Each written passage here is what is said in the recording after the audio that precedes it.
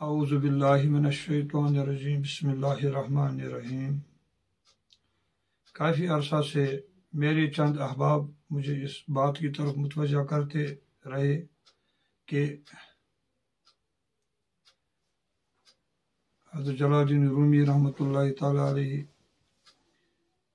کا کلام آپ اکثر ہمیں سناتے ہیں، لیکن وہ ایک مختصر سا مجموعہ ہوتا ہے۔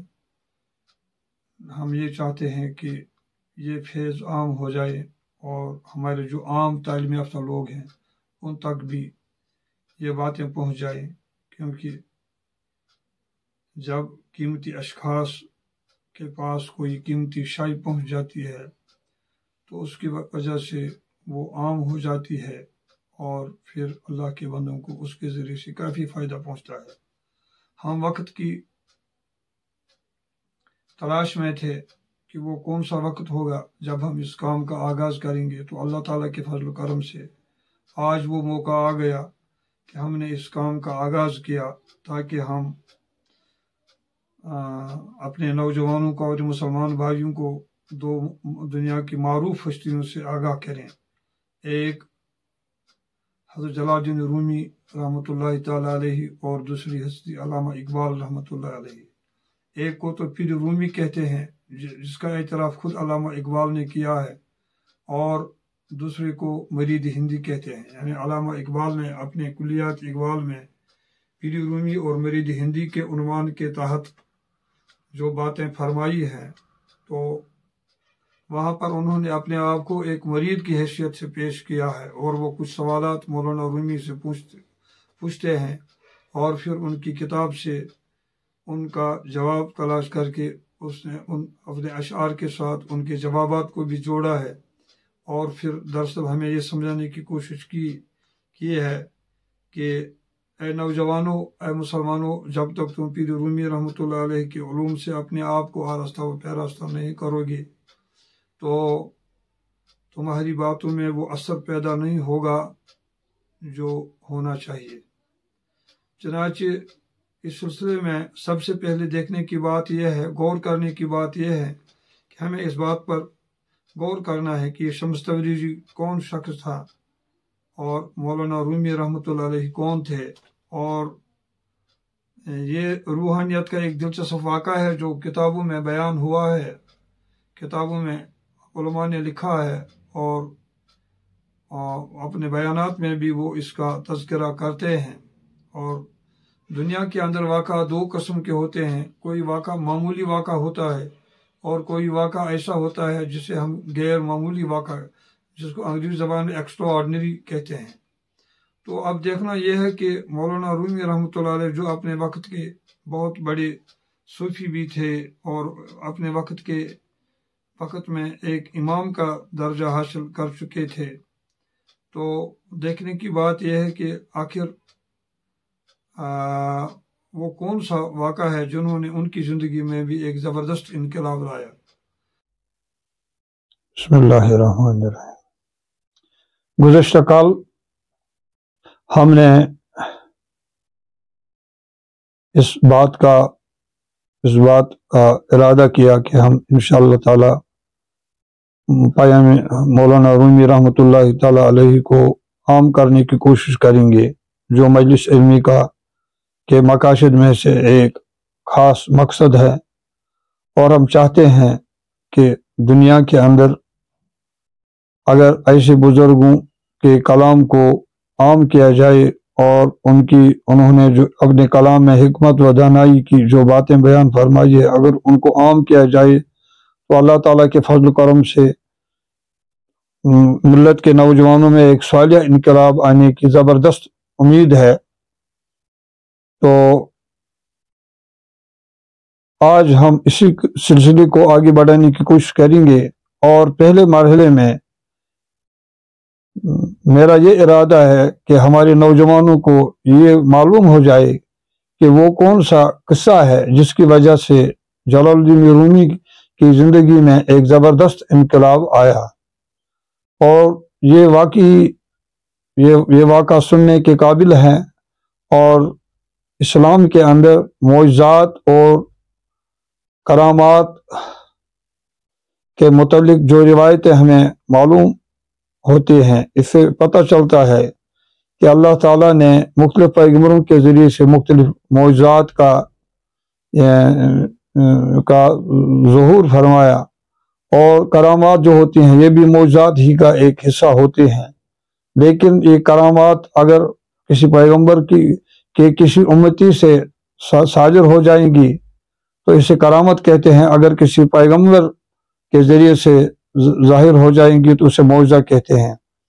اور اس کا ایک بہترین خاکہ جلال الدین رومی رحمۃ اللہ علیہ نے اپنی کتاب میں فرمایا ہے، 100,000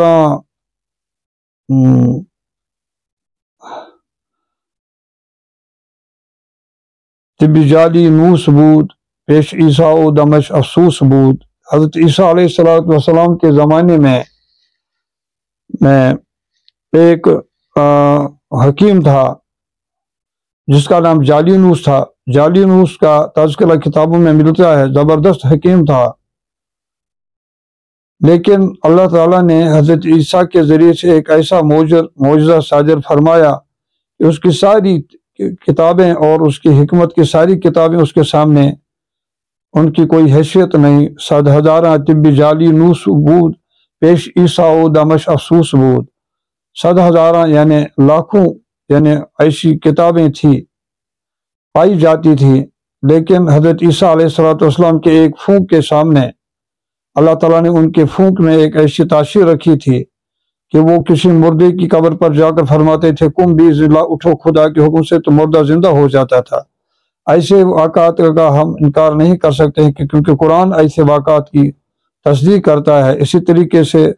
حضرت ابراہیم کے علیہ السلام کے زمانے میں اللہ تعالیٰ نے آگ کو ٹھنڈا فرمایا۔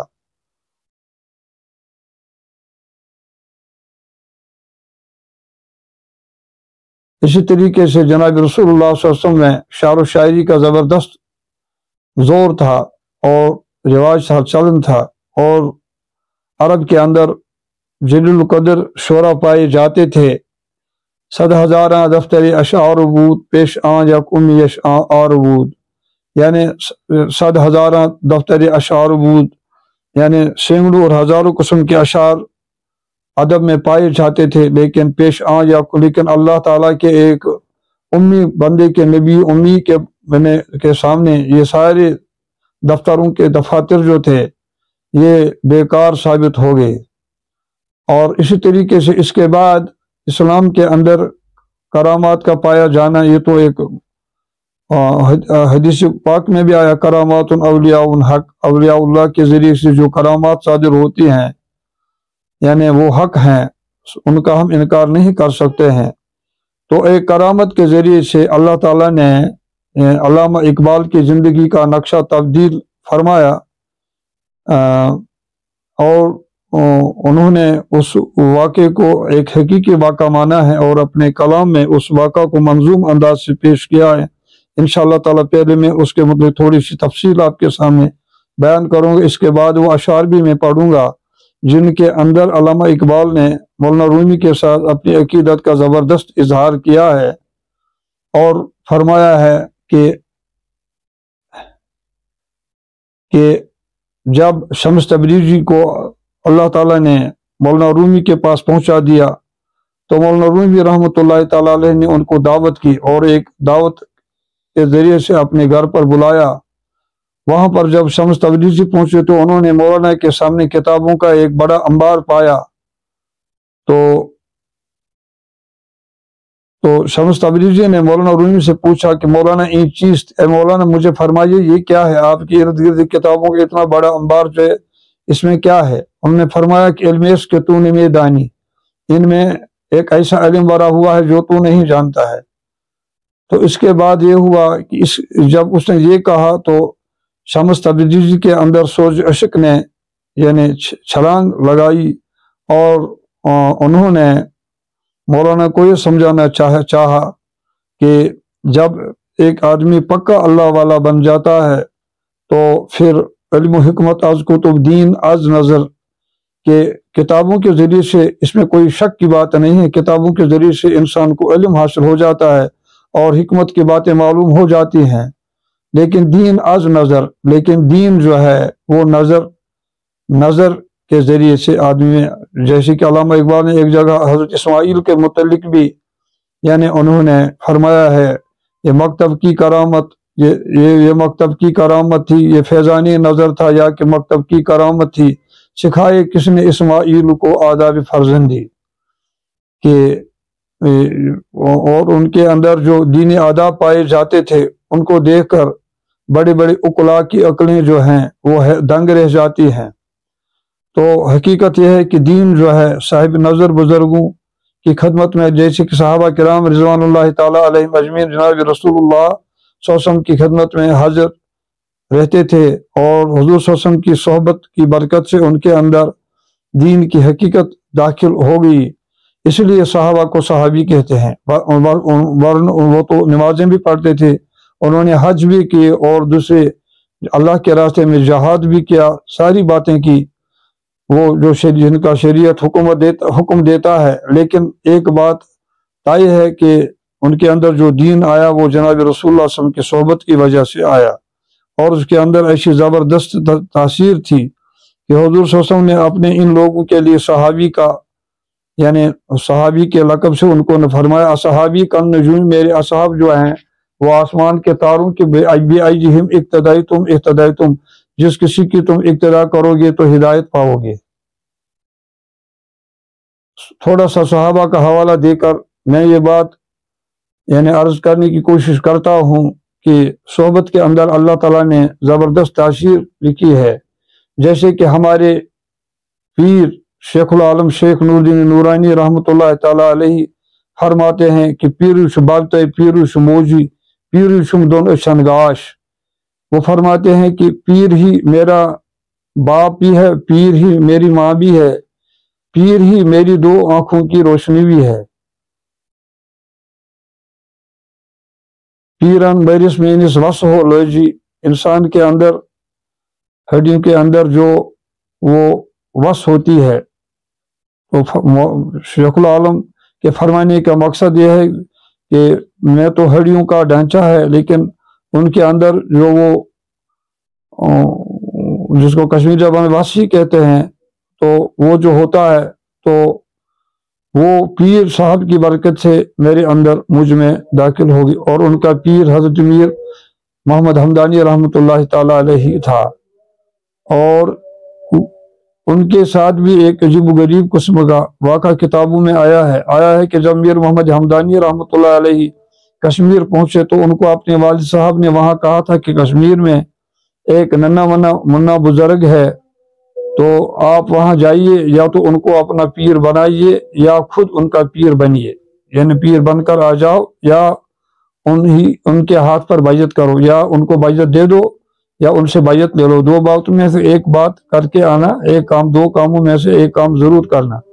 تو جب وہ یہاں پر پہنچے تو وہ ڈھونڈتے ان کے پاس پہنچے، تو جب ان کے پاس پہنچے تو آتے ہی انہوں نے کہا السلام علیکم یا شیخ اس پہ خدرہ چرا لاگر کر یہ بات فرمائی کہ السلام علیکم اے شیخ پیر، السلام علیکم، آپ نے اپنے گھوڑے کو یعنی اپنے جسم کو کیوں کمزور کیا ہے؟ تو انہوں نے کہا اما سوار لاگر،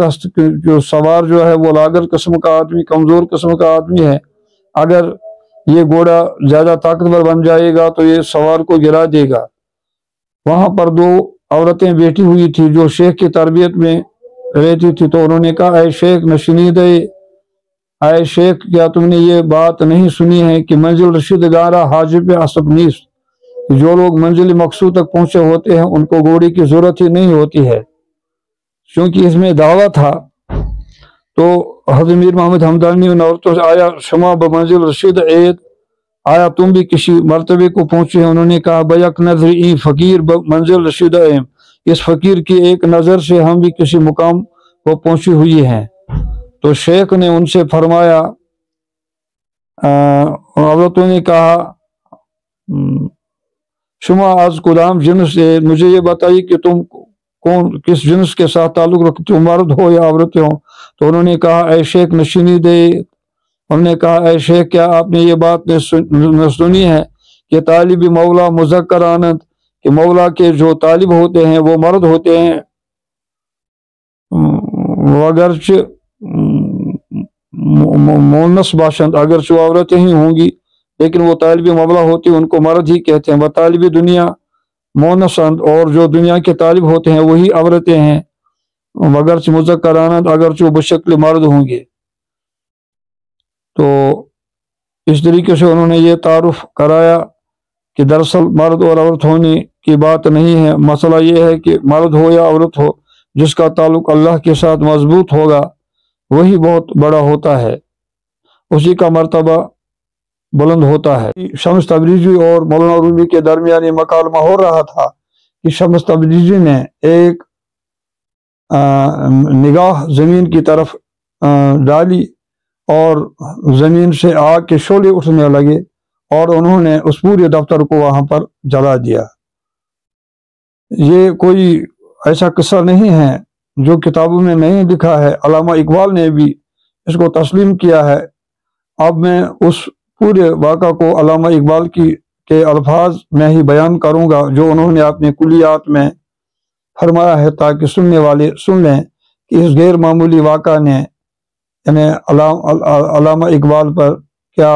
असरात मुरतब किए।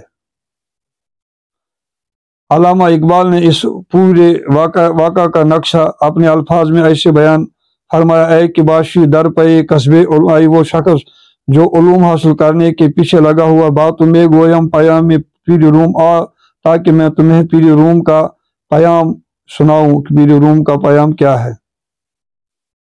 ऐ कि बाशी दर पे कस्बे उलूम, अल्लामा इकबाल फरमाते हैं कि ऐ वो शख्स यानी आज के नौजवानों को दरअसल यानी तालिब इल्मों को इस बात की तरफ मुतवज्जा करना चाहते हैं कि ऐ वो लोग जो कस्बे उलूम के पीछे लगे, उलूम हासिल करने के पीछे, बात में गोयम पयाम तू आ, ताकि मैं तुझे पीर रूम का पयाम सुना दूं। इल्मरा बर्तन जने मारे बुवद, उनका पयाम यह है कि वो इल्म जिससे आदमी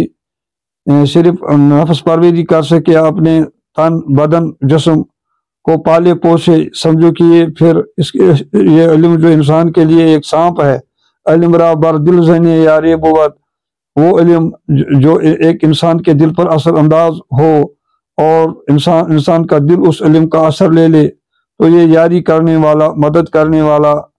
और काम आने वाला इल्म है। आ गई आज किस्से अखवंद रूम,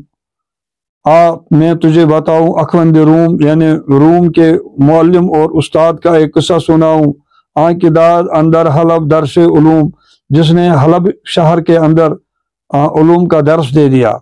पायदार जंजीर तवजीहात अकल, लेकिन अभी तक उसके पाँव जो थे वो अकली तवजीहात में फंसे हुए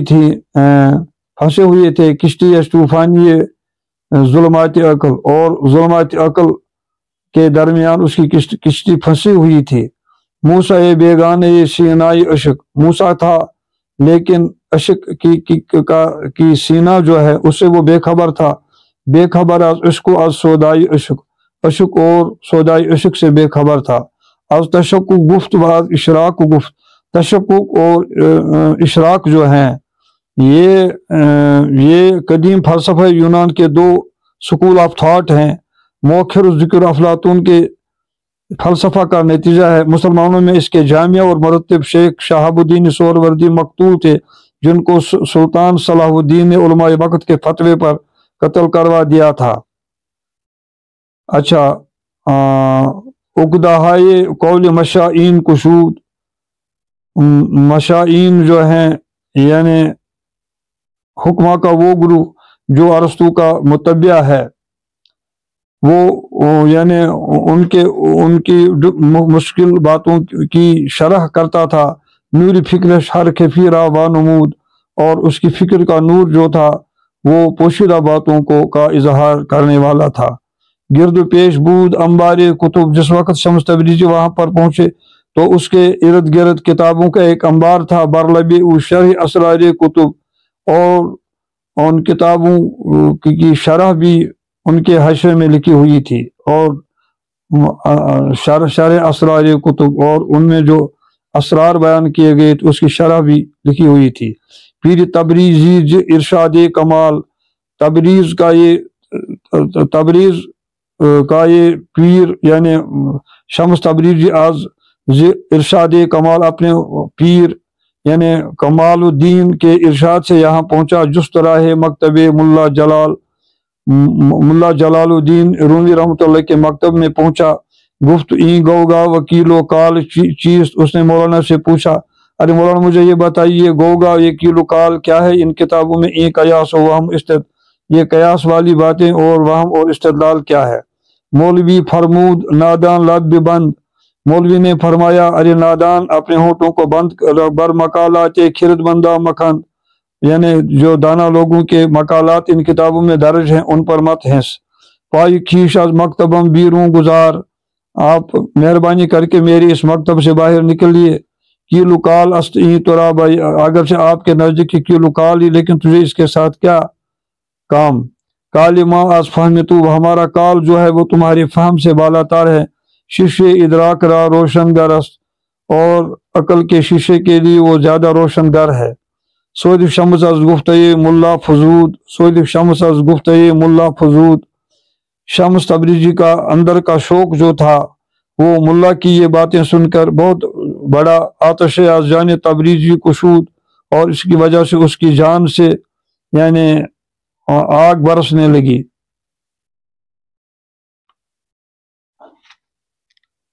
بر زمین بر کے نگاہ افتاد، اس نے زمین کی طرف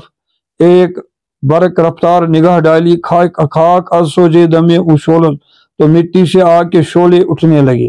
آتش دل خرمن ادراک، سو دل کے آتش عشق نے عقل کے خرمن کھلیان کو جلا ڈالا۔ دفتر فلسفی را پاک، اور اس فلسفی کے پاس جو کتابوں کا یہ امباجن میں فلسفے کی بہت اونچی قسم کی باتیں پائی جاتی تھی ان سب کو جلا دیا۔ مولوی بیگانے اعجاج، مولوی جو تھا اس وقت تک عشق کے موضوع سے بے خبر تھا، ناشناس نغمہ ساز عشق کے جو نغمے ہیں ان سے ناشناس تھا، نہ پہچاننے والا ان کا تھا۔ گفت این آتش چساں افروز نے شمس تبریز سے پوچھا یہ آگ کیسے ظاہر ہوگی، نمودار ہوگی؟ دفتر ارباب حکمت سوکھتی، آپ نے ارباب حکمت کے دفتروں کے دفتر جلا ڈالے۔ گفت شیخ اے مسلم زنار دار، اس نے کہا کہ اے شیخ، اے مولوی، اے مسلم زنار، اے وہ مسلمان جس کے گلے میں ابھی زنار ہے، ذوق و حال است این ترا باویچ، یہ ذوق و حال کی باتیں ہیں، ترا باویچ کار، تجھے ان باتوں کے ساتھ کیا لینا دینا؟ حال ما از فکر تو، ہمارا حال جو ہے وہ آپ کی سوچ سے بالا تر ہے۔ شعلہ ما کیمیائی احمر است، اور ہمارے شعلے جو ہیں اٹھتے ہیں سوچ عشق کی وجہ سے، یہ کیمیائی احمر ہیں۔ ساختی از برف حکمت ساز برگ، آپ نے حکمت کے برف سے یہ پتے وغیرہ سجائے ہیں۔ از صاحب فکر تو بارت تگرگ، اور تمہارے فکر کے بادلوں سے یہ اولے برساتے ہیں۔ آتش افروز از خاشا کی کھیش، ارے تو اپنے وجود سے ایک ایسی آگ یعنی کو بڑھا، شعلہ تعمیر کن از، ایسے شعلے تو اس خاک کھیش کے ذریعے سے تعمیر کر۔ علم مسلم کامل از سوجے، مسلمان کا علم سوجے دل سے کامل بن جاتا ہے۔ معنی اسلام ترک آفل ہے، اسلام کا معنی کہ یہ ترک آفل ہے کہ میں ڈوبنے والوں کو چھوڑتا ہوں۔ چونکہ بندے آفل ابراہیم، جب ابراہیم نے یعنی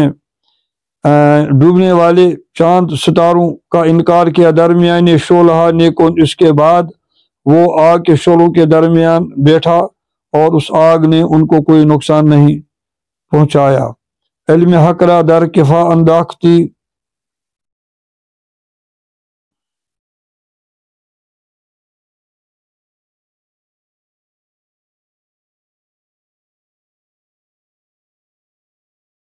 اے مخاطب علم حق را در کفا انداختی،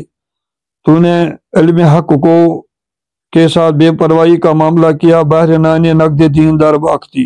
اور روٹیوں کے لیے تمہاری ساری تگ و دو ہے۔ سوج عشق از دانش حاضر مجوع، عشق کا سوز جو ہے دانش حاضر یعنی دور حاضر کے جو فلسفہ ہائی یعنی قسم قسم کے فلسفے ہیں وہاں پر ان کے ذریعے سے آپ کے وجود کے اندر سوچ عشق پیدا نہیں ہو سکتا ہے۔ کیف حق از جامعی کافر، کیف حق از جامعی کافر مجوع، اور کافر کے یہ جام جو ہے ان کے ذریعے سے کیف حق کی مستی تیرے اندر آ جائے، یہ ناممکن بات ہے۔ گرم رو در جستجوی سرمئے، واقف از چشمے سیاہ خود نہیں۔ گرم رو در جستجوی سرمئے، ایسا سرما لگا جس کے ذریعے سے تیری روشنی بڑھے، اس میں گرمی دکھا، واقف از چشمے سیاہ خود نہیں۔ تمہاری سیاہ چشموں کے اندر کیسے راز چھپے ہوئے ہیں، تو ابھی سے واقع۔ آب حیوان از دم خنجر طلب، آب حیوان از دم خنجر طلب، از دہان از دہا کوثر طلب۔ سنگ اسود از در بت خانہ کھا، سنگ اسود از در بت خانہ کھا، نافع مشک از سگے دیوان کھا۔ سوچ عشق از دانش حاضر مجوع، کیف حق از جامعی کافر مجوع۔ یہاں پر یعنی علامہ اقبال فرماتے ہیں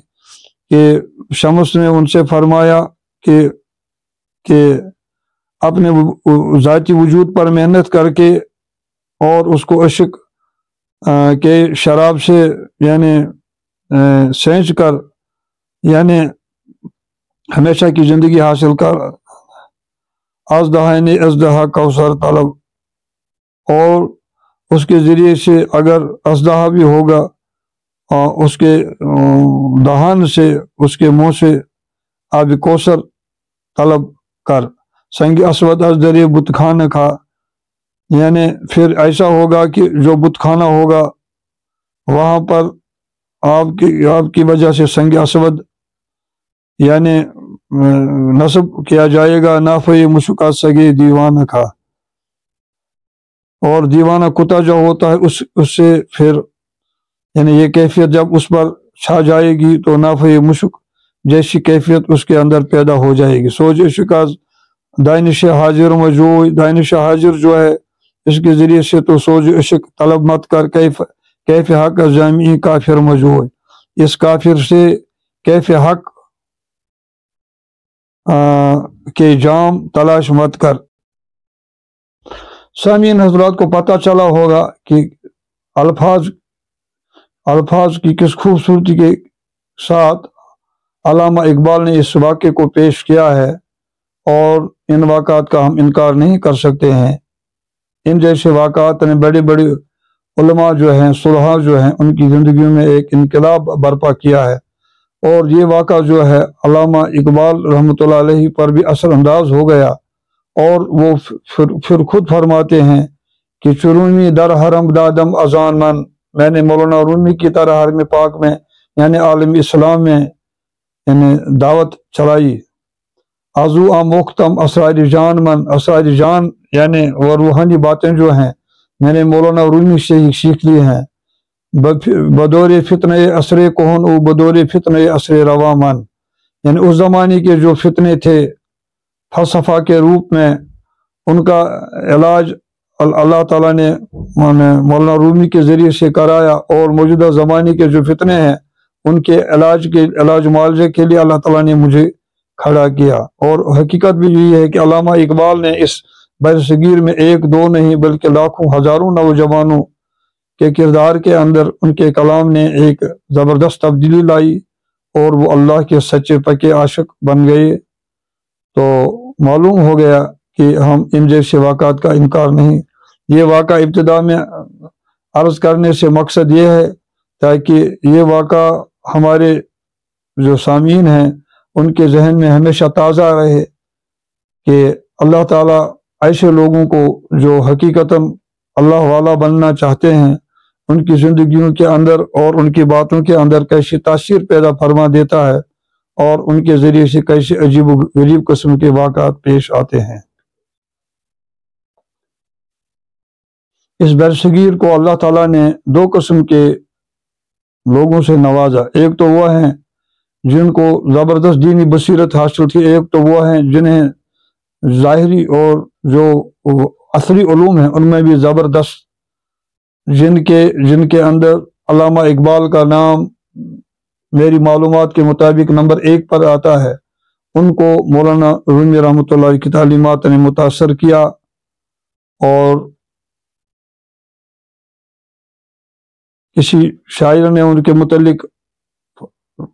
فرمایا ہے، منچ گویم بس پہ عالی جناب نیست پیغمبر ولی دارت کتاب، کہ میں مولانا رومی رحمۃ اللہ علیہ کے متعلق زیادہ کیا کہوں،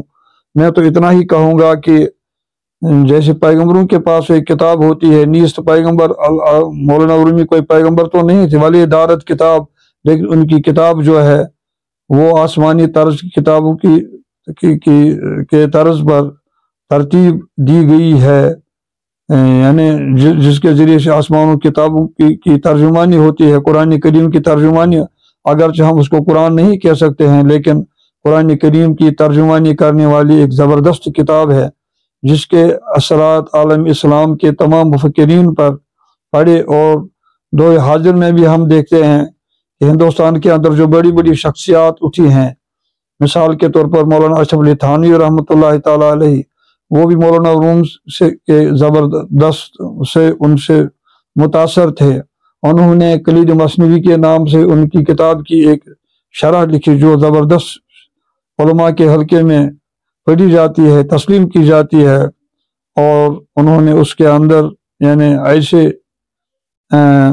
عرفان بری باتیں فرمائی ہیں کہ ایک آدمی جب ان باتوں کو پڑھتا ہے تو انسان کی عقل دنگ رہ جاتی ہے کہ مولانا رومی رحمۃ اللہ تعالیٰ نے کتنے عظیم علم سے نوازا تھا۔ چنانچہ علامہ انور شاہ کشمیری کے متعلق لکھا ہے کہ سب لوگ جانتے ہیں کہ ان کا علمی مرتبہ کیا ہے، لکھا ہے کتابوں میں کہ جب ان کا آخری وقت پہنچا تو وہ اپنے سامنے صرف مثنوی شریف رکھتے تھے اور فرماتے تھے کہ اس میں جو آخرت کے قصے بیان کیے گئے ہیں میں اس لیے کیونکہ اب انہی قصوں کے ساتھ ہمارا آگے آنے والا واسطہ ہے، لہٰذا میں ان کتابوں کو پڑھتا ہوں۔ اندازہ لگایا جا سکتا ہے کہ جس عالم ربانی کا ایسا مقام تھا کہ علامہ اقبال ان کے متعلق فرماتے ہیں کہ پچھلے 500 سال میں ان کی نظیر عالم اسلام میں نہیں ملتی ہے، اتنا بڑا زبردست عالم بھی آخر پر جب اس دنیا سے ان کے نکلنے کا وقت آ گیا ہاتھ میں مثنوی لیے ہوئے تھا۔ اور اسی طریقے سے حضرت تھانوی کے بڑے بڑے خلفاء بھی علامہ اقبال کے کلام سے متاثر تھے، اور انہوں نے کتابوں کی کتابیں اس سلسلے میں لکھی ہیں کہ ایک دفعہ مولانا انور شاہ صاحب کشمیر تشریف لائے اور انہوں نے یہ ارادہ ظاہر کیا کہ وہ ڈل کی سیر کریں، تو ان کے جو معتقد تھے انہوں نے ان کے لیے ایک کشتی لائی اور وہ اس میں سوار ہو گئے۔ انہوں نے اس میں مولانا سے درخواست کی کہ مولانا ہم آپ کے مواعظ تو سنتے ہی رہتے ہیں، لیکن آج ہم یہ چاہتے ہیں کہ آج آپ ہمیں مثنوی شریف کے متعلق بھی کچھ فرما دیں، کیونکہ کشمیر کے اندر مثنوی کا زبردست مطلب یہاں کے علماء جو تھے ان کا زبردست شغف مثنوی شریف کے ساتھ رہا ہے۔ تو لکھا ہے کہ دو ڈھائی دن تک علامہ اقبال صرف مثنوی شریف کے ایک شعر کی تشریح بشنواز میں چون حکایت میں کنند واز جدائی ہا شکایت میں کنند، اور 2.5-3 دن تشریح کرنے کے بعد مولانا نے فرمایا اگرچہ میرے اندازے کے مطابق ابھی میں اس شعر کا پورا حق ادا نہیں کر سکا، اگر زندگی نے وفا کی اور کبھی موقع ملا تو آگے بھی، یعنی اندازہ لگایا جا سکتا ہے کہ ہمارے اکابرین جو تھے، بزرگان دین جو تھے، انہیں مثنوی کے ساتھ کیسا غیر معمولی شغف رہا ہے۔ اب دیکھنے کی بات یہ ہے کہ حضرت مولانا اشرف تھانوی جو حکیم الامت ہے، ان کے جو پیر مرشد ہے حاجی عبداللہ مہاجر مکی رحمۃ اللہ علیہ، ان کا مثنوی کے ساتھ کیا تعلق؟ کتابوں میں لکھا ہے وہ جب مثنوی کا مطالعہ کرنا وہ کہتے تھے کہ آؤ بھائی مثنوی کی تلاوت کریں۔ وہ فرماتے تھے مثنوی کی تلاوت، تھوڑی دیر کے لیے مثنوی کی تلاوت یہ نہیں کہتے تھے کہ ہم مثنوی کا مطالعہ کریں گے، یہ فرماتے تھے کہ ہم مثنوی کی تلاوت کریں گے، اور فرماتے تھے کہ مختلف دکان ہوتے ہیں اور مثنوی جو یہ دکان معرفت ہے، معرفت کی ایک دکان ہے۔ میرے مرشد مولانا عبدالولی شاہ صاحب جو کشمیر کے اندر حضرت تھانوی کی طرف سے ایک اجازت یافتہ بزرگ تھے، یعنی اور وہ بیعت بھی کراتے تھے، حضرت تھانوی نے ان کو کسی خط کے ذریعے سے ان کو اس کی اجازت دے دی تھی۔ ان کا بھی مثنوی شریف کے ساتھ زبردست لگاؤ تھا، اور ان کا کوئی بیان ایسا نہیں ہوتا تھا جس میں وہ مولانا رومی رحمۃ اللہ علیہ کے اشعار سے لوگوں کو محظوظ نہیں فرماتے تھے۔ چنانچہ ایک دفعہ فرمایا کہ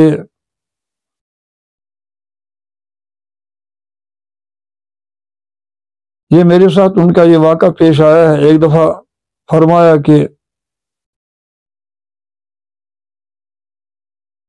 وہ فرماتے تھے، ایک دفعہ میں نے ان سے پوچھا کہ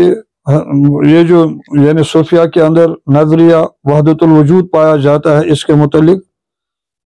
مولانا رومی کا کیا نظریہ تھا؟ فرمایا کہ وہ اس بات کے قائل تھے۔ ان کا ایک شعر اس میں وہ استدلال یوں بیان فرماتے تھے،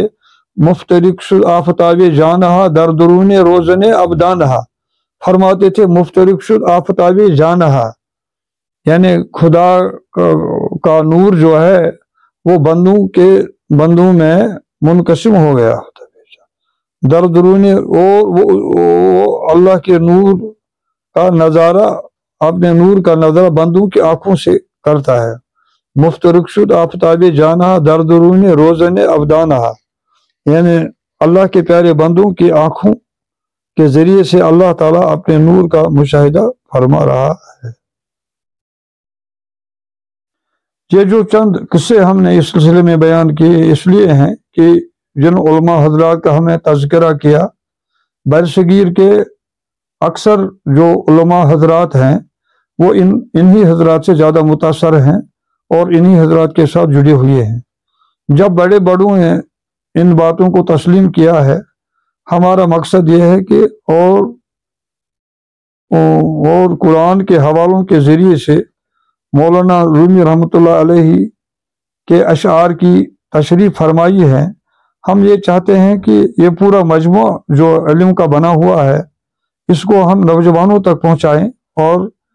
یہ ہماری ایک دیرینہ خواہش تھی۔ چنانچہ ہم نے راہ نجات کے ذریعے سے 2 کتابیں بھی شائع کی ہیں، ایک کا نام پیر رومی ہے اور دوسری کا نام مرید ہندی ہے۔ پیر رومی تو مولانا رومی ہی ہے، اور مرید ہندی علامہ اقبال،